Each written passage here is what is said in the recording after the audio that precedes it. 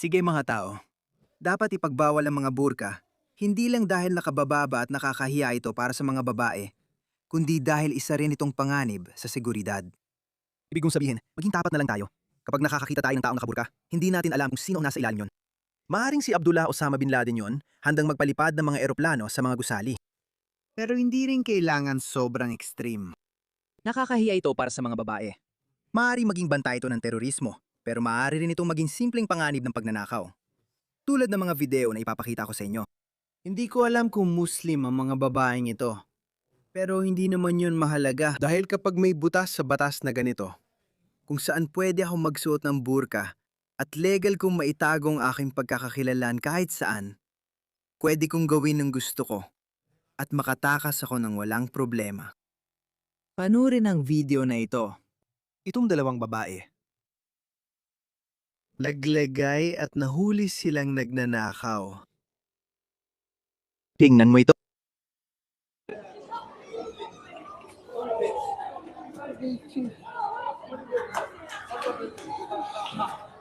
Oh. Yusko. Parang glory hole yan sa loob. Di ko alam kung gaano kalalim. Jesus, parang sawa mangkero.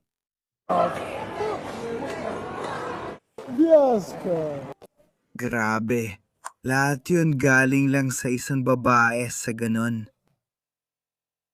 Grabe, may mga lihim silang compartment. Diyos ka!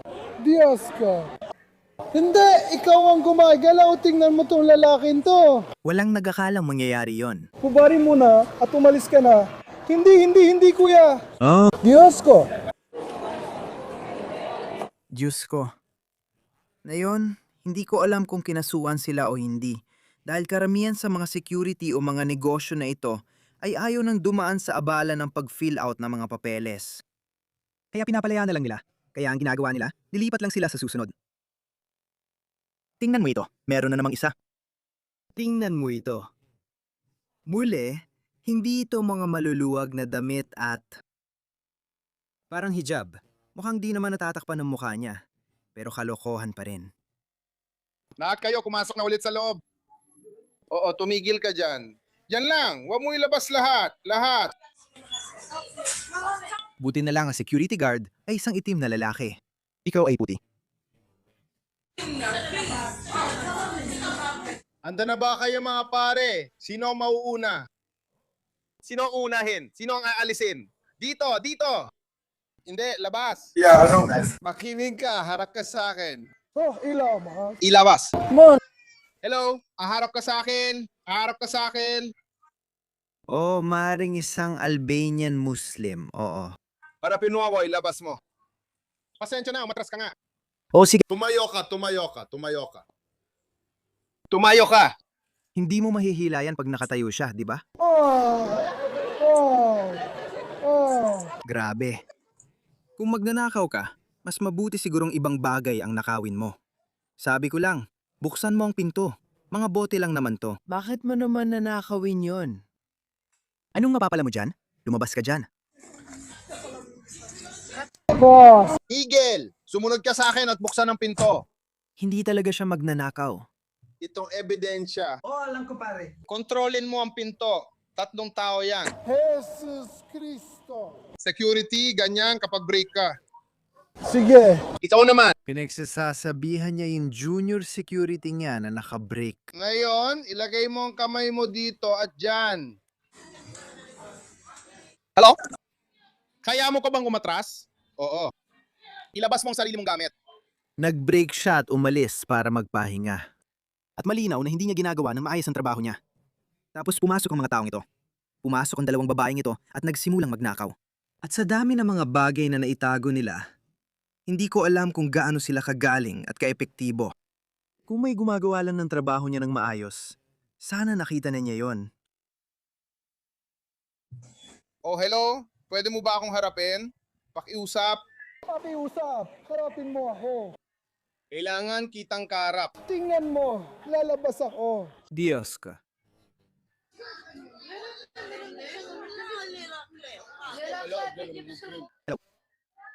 Pwede mo ba akong harapin? Tingnan mo to, tingnan mo to. Sige. Kapag kinukuha mo yan, tingnan mo. Tumigin ka sa taas pag ikaw na. Hey, Itaas mo at tumingin ka sa taas. Sandali na lang, maghintay ka. Ikaw na ang susunod. Kaya sarili mo na yan, ha? Kaya lahat dapat may ID. oh. Kailangan. Kailangan ng lahat na magkaroon ng ID. Naku po. Diyos ko.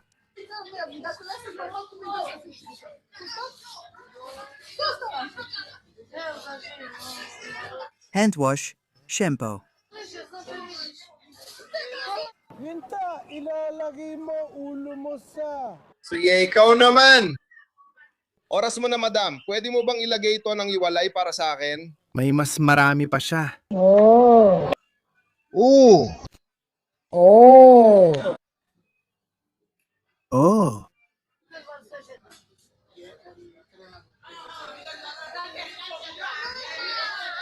Bakit paborito nila ang Head and Shoulders? Mama! Mama! Mama!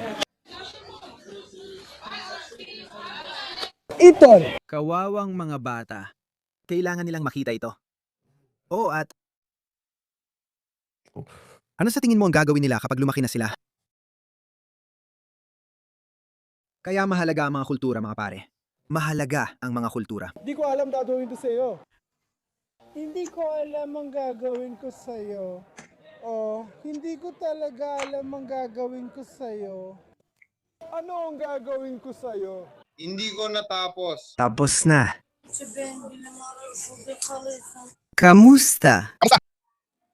Iyan ay isang burka. Ang babae na yan ay babae. Grabe. Iyan ay nagkakahalaga ng mga 100 hanggang 150 libra. Magpapakahirap ka ng ganyan para dyan dahil ginagawa nila yan bawat oras. Dito lang sa tindahang ito. Pagkatapos, dilipat sila ng tindahan. Ginagawa ito 3 o 4 na beses kada araw.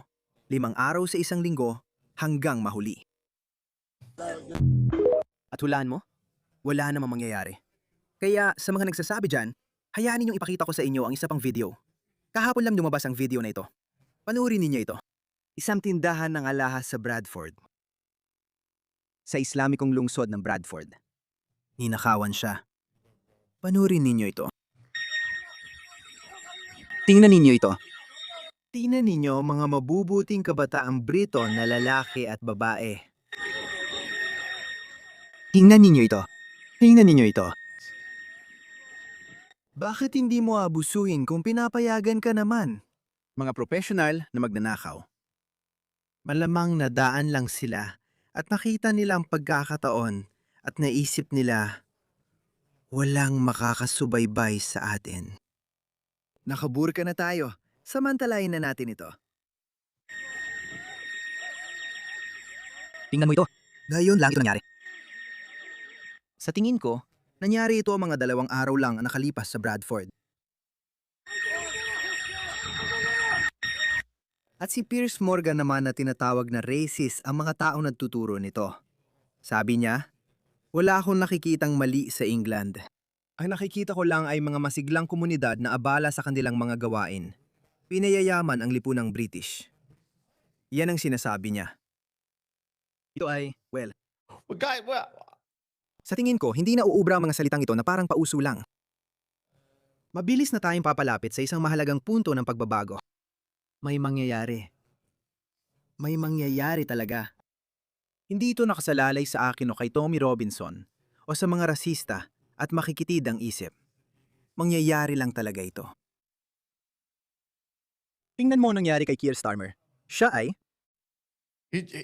Isang araw lang matapos siyang bubugin ng husto ng publiko sa Britanya. Nagbigay siya ng talumpati kinabukasan at lalo pa niyang pinanindigan ang kanyang sinabi. Sinabi niya, pipigilan ko ang bawat taong susubok dumalo sa rally ni Tommy Robinson. At sinabi niya na babalik tayo sa EU. Parang ang tanga talaga ng taon to, di niya mabasa ang sitwasyon. Paano naging ganun katanga ang isang tao? Makarating sa mataas na posisyon? Siguro, kaya bumabagsak ang kanluran. Kasi kung ang mga bobo, pangkaraniwan lang at tangga, ay nakakabot sa tuktok, ibig sabihin, alam mo na, babagsak talaga ang buong bansa. Dapat ang mga pinakamagagaling at pinakamatalino ang inilalagay ninyo sa pinakamataas na posisyon. Pero sa halip, ang inilalagay natin ay mga taong tulad ni Keir Starmer sa UK at Anthony Albanese sa Australia. Ang mga taong ito ang sagisag ng pagiging karaniwan lang at nagawa pa nilang makarating sa pinakamataas na posisyon. At sila pa nga ang tumatawag kay Donald Trump na tanga. Si Donald Trump ay tusong negosyante, pero hindi ko sinabing santo siya. Hindi siya tanga, pero tuso at matalino siya, marunong magbasa ng sitwasyon. Pero ang beses siyang nanalo sa pangkalahatang halalan dahil ibang sistema sa Amerika. Sa parlamentaryong demokrasya, hindi direktang binoboto ang punong ministro. Pero sa Amerika, kapag tumatakbo ka para sa posisyon ng presidente, oo, direkta talagang bumuboto ang mga tao para sa presidente. Kaya nanalo siya sa popular vote ng 2 beses. Dahil matalino siya, madiskarte siya.